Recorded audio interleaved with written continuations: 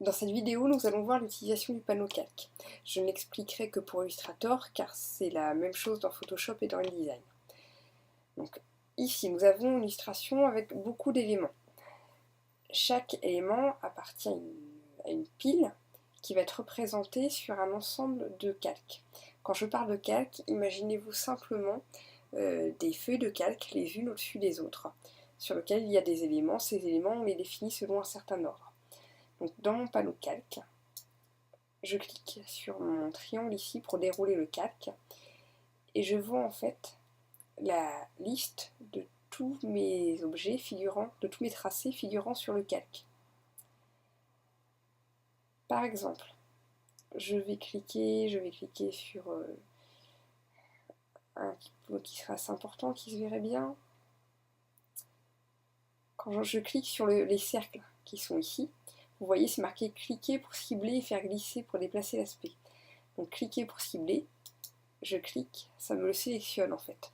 On voit qu'un objet est sélectionné quand j'ai un petit carré de la couleur du calque qui apparaît à côté. Donc ici j'ai ma forme qui est sélectionnée. Donc cette forme-là, elle fait partie d'une pile, où elle pourrait être par exemple tout en haut. Donc là, je clique, je maintiens ma souris appuyée, je remonte tout en haut de ma pile de calque, et je vais la placer au-dessus d'autres objets.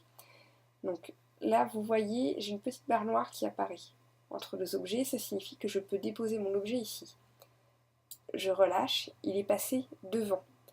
Donc cette pile-là représente bien l'ordre des calques, l'ordre des objets tels qu'ils sont placés. Je fais CTRL Z ou commande Z pour annuler. Ces objets-là, ils sont regroupés sur des calques. Ces calques, je peux aussi les prendre et les changer de place. L'idée, c'est de pouvoir organiser ces éléments intelligemment pour pouvoir travailler correctement ensuite. Par exemple, en premier, j'ai un calque que j'ai appelé fond.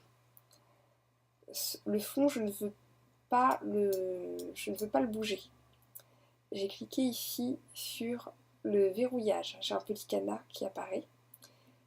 Ça m'empêche de pouvoir sélectionner mon fond. Si je le décoche, je peux le bouger. Donc il se trouve que sur ce calque, je n'ai que mon fond, mais je pourrais avoir plein d'autres éléments que je pourrais verrouiller de la même façon. Ensuite, ici, j'ai un œil, ça veut dire activer ou désactiver l'affichage. Si je le décoche, ça me masque le fond. Donc c'est assez intéressant de pouvoir verrouiller ou déverrouiller des parties, de pouvoir masquer ou afficher d'autres parties. Vous remarquerez que mes calques ont un nom. En fait, je peux les nommer de cette façon-là. Soit le calque est déjà existant. Je double-clique dessus et je change le nom de mon calque. Je peux aussi changer sa couleur. La couleur du calque correspond à la couleur que va prendre le tracé quand on sélectionne un tracé qui est sur le calque. Et ensuite, pour créer un nouveau calque, je peux cliquer ici sur Nouveau calque. Il apparaît par défaut en tant que calque 4, mais je peux aussi le renommer. Je peux également le supprimer en cliquant sur la poubelle qui est ici. Toutes ces icônes-là, c'est la même chose que le panneau page dans InDesign, donc la poubelle, le fait de pouvoir réduire ou agrandir la taille du panneau, c'est des choses qui normalement vous sont assez familières. Un autre exemple, j'ai placé tout mon texte sur un même calque. Ça me permet, quand je masque le calque, de pouvoir travailler uniquement sur mes illustrations. Donc j'insiste bien sur l'importance de travailler sur les calques.